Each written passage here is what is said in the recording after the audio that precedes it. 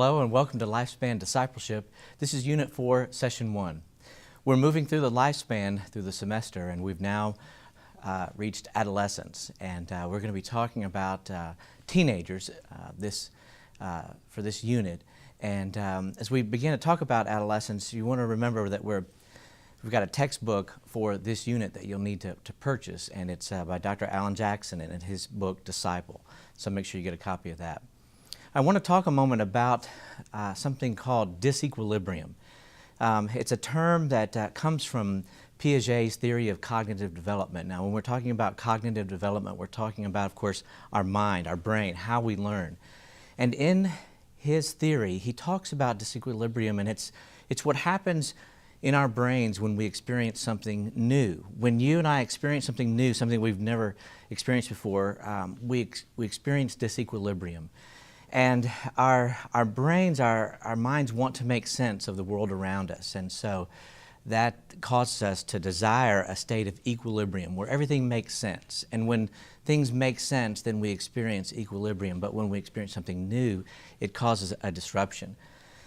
You can illustrate it in this way. When a child is learning about the world around them, a preschooler, for instance, might see a cow, and they might say to mom or dad, they'll say, "Hey, look, there's a dog." And mom or dad, if they're good parents, they say, "No, that's not a dog, that's a cow." And what's happening in that little child's brain is that they think something is one thing, but they are told that it's something new, it's different. And the brain is a little bit confused and tries to think, well, it looks like a big dog.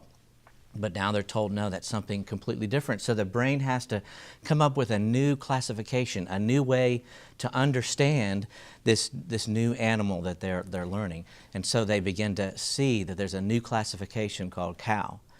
Well, when we look at adolescents and teenagers, we need to make sure that we understand that teenagers today need to experience this equilibrium in order to grow as disciples.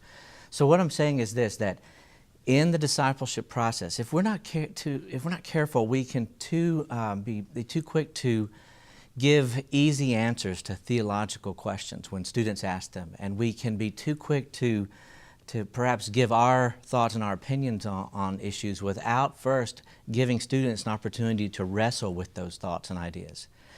And I think it's important for us to understand that when we ask difficult questions, when we dialogue with students about deep theological truths, it's an opportunity for them to experience that disequilibrium about who God is and what it means to be in relationship with Him. And so it's a vital part of discipleship of students. I want to give you a book that you want to maybe consider, and it's a book called Can I Ask That? It's a great resource. And this book is designed for you to have a series of questions, and in this book there's several questions that are given and posed on issues related to gay marriage. Can I believe that the Bible is true and relevant for today?